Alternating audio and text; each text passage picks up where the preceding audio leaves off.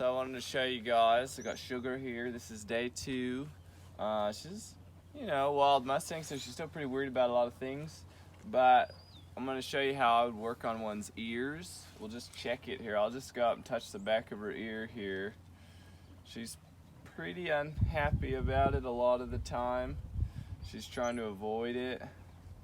Oh man, that's like way better than I thought it would be. So yesterday was pretty bad and I worked on it just for a couple minutes. So I'll just show you what I did since it's already a lot better today. Now when I work on one's ears, I'm gonna try to only do it for maybe 3 to 10 minutes and then move on and come back and either check it later or the next day and just do those short sessions with it.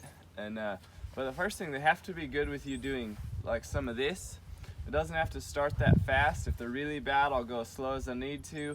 I'll go as far away as I need to. Then I get closer. Then I'll pet here, go over the ear, pet here, go over, pet here. So it's just that sight where they can see your hand right here. And then there's the touch where they've got to get used to the touch. And then just passing that section right there, passing the ear, and then I'll just brush my hand over it like it doesn't matter too much. I got the cat in front of me again, so she's wanting to check out Felicia.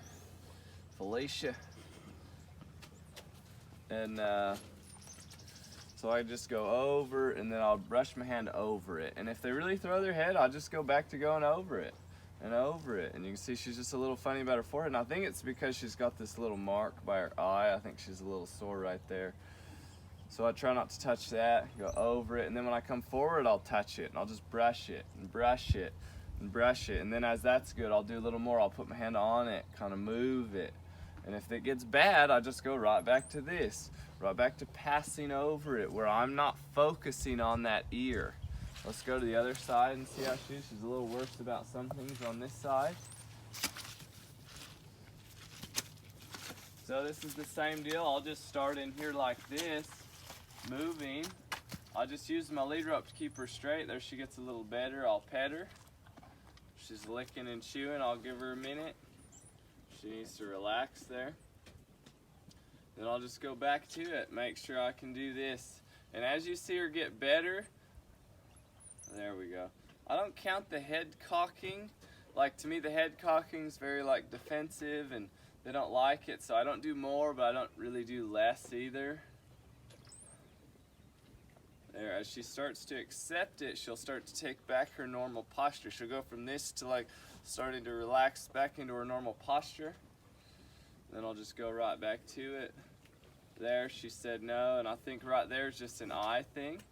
So I'll just work on this eye. There. And like, they're naturally gonna wanna be really protective of their eye, and it's good, but we need them to not be so protective with us. There we go. I go right back to it. Now I'll go to her forehead. I'm touching very nicely. I don't want her to mistake anything I'm doing right now for being painful.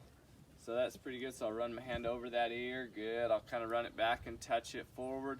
It's normally harder for them when you're going from back to forward. So it might take a lot of going this way where you touch it and pet here, and then you'll just graze it and come forward, and then there, and then I'll just put my hand on it. Good, I can move it. There we go. So she's just starting to get it. But our bigger problem right there wasn't really the ear, it was the sight. It was seeing me right here. So that's really what we're working on, getting that better. And if she was aggressive, I wouldn't really get that better. I would use that. If she was going to be aggressive, I would be able to throw my hands up and she would get away from me. If I thought she was going to bite me, I wouldn't get her to where she's really relaxed about this, because I might need that to protect my space. But so that's that. And like with this horse, I'm gonna do a lot of this. I'm gonna have to come in front of her, do a lot of this. You probably saw it some in the video yesterday, how like this is, she just doesn't like this. So I'm just observing where she's at with it. And I wouldn't do this unless you know your horse. Like, I've already been under her chin, and the first time I check under their chin, I wouldn't stand in front of them where they could strike me. So I've already kind of checked that, so I'm kind of moving on to like, doing this with a little little more carelessness, but I sure wouldn't start there if I wasn't sure about one. So that's that. If you guys have any questions, feel free to ask, and we'll just keep making some videos with her as she gets better.